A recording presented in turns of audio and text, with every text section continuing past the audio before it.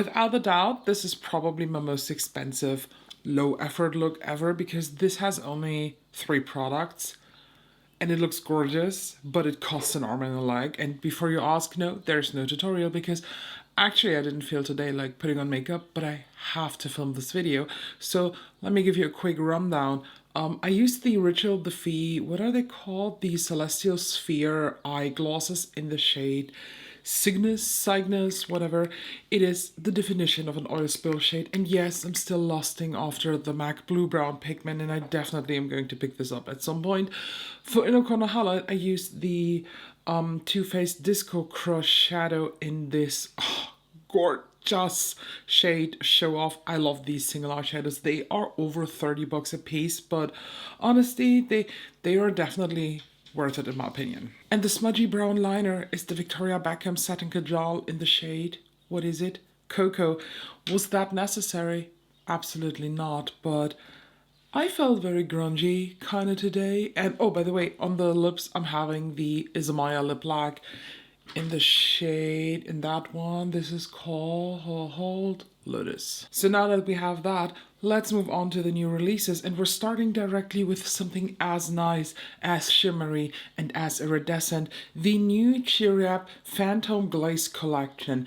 It comes in one of their DIY palettes. That means it is a magnetic system. They do have their own single eyeshadow system, and they also have face products in there. And here in this collection, you have 6 new eyeshadows and 3 highlighters. The whole collection, depending on where you want to get this, ranges somewhat between 50 and I think 70 bucks, depends. And you can get this either on Look Healthy store and save 12% with my code ELLAGRAM, or on C Beauty Mall and save I think 5% with my code ELLAGRAM_makeup. Or check it out, they I think still have the discount thing going on where you get 10 or even 20% on Cheeryep.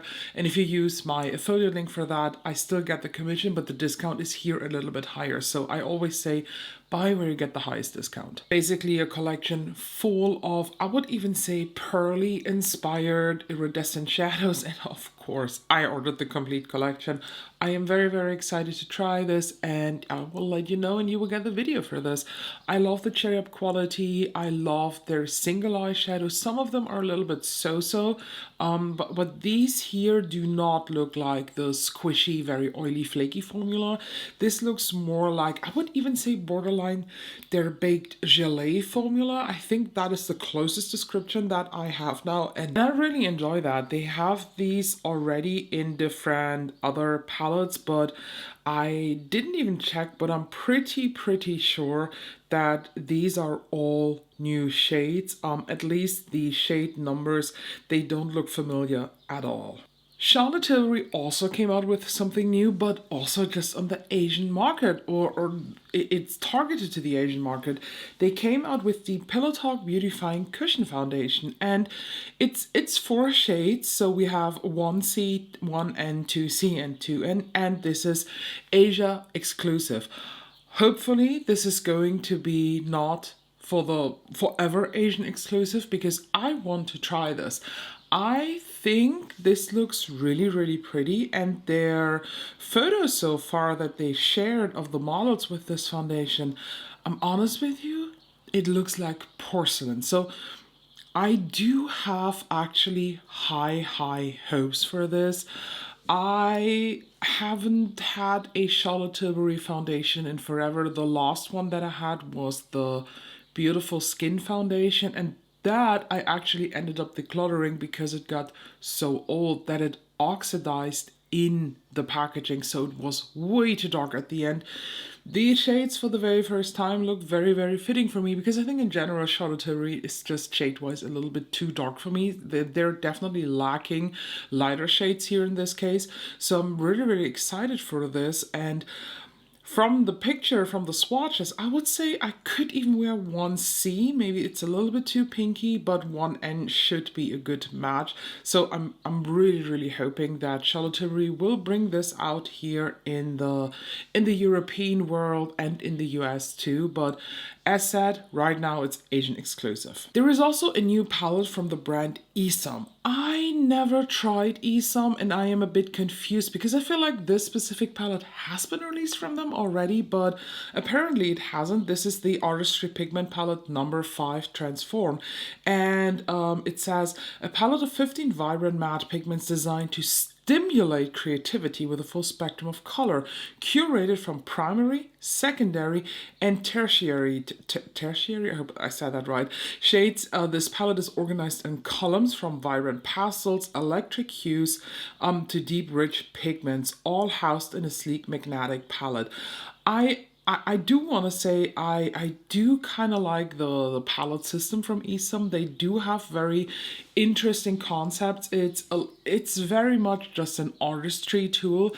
They are also quite expensive. So this 15 pan is 80 bucks, but I don't see people talk a lot about ESUM. The ones that I have seen so far were mainly, I think, Morgan Turner. And if I remember that correctly, she actually did like that, but again, haven't tried it yet. I would even have to Google where can I buy ESUM here in the EU. Yeah, if you have tried ESUM, let me know. Is it worth taking a closer look to wait for a palette that speaks to me? Let me know your experiences with them. Glossier came back with a well-loved, apparently, version of their Balm.coms. This is Espresso. So it's espresso in a cool mocha tint here, it says. I want to say something now, and I think that's a very controversial opinion here, but I think they are so overrated. I use now 3 or 4 even of them. 2 I had to toss out early because they completely separated in the little tube. And the other 2 I completely used up. But I think they were nice, but they were definitely not worth the hype that they are creating. I don't know if it's just not, if I'm not the targeted audience for that, but it's super messy to apply. So this is a lip balm that has a lot of tint going on, so you can't put it on without a mirror. You need to do it. I did it once with, I had the hot cocoa one that came out for the Christmas holiday season last year. And I once applied it without the mirror because I had it here in the background at my computer. And then I looked in the mirror, and after I applied it, I had like mocha, not mocha, the brownie shade all over my face. It was a mess, and I'm very happy that I applied it here at home.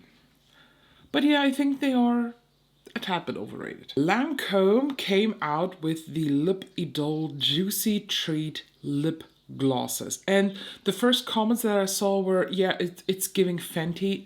It's not.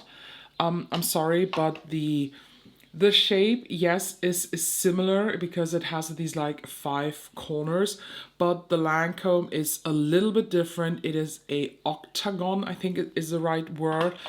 Plus, it has a little bit more going on with the Lancome logo. So they are slightly different. And I want to admit, I am very, very intrigued by these. I never tried Lancome like real glosses.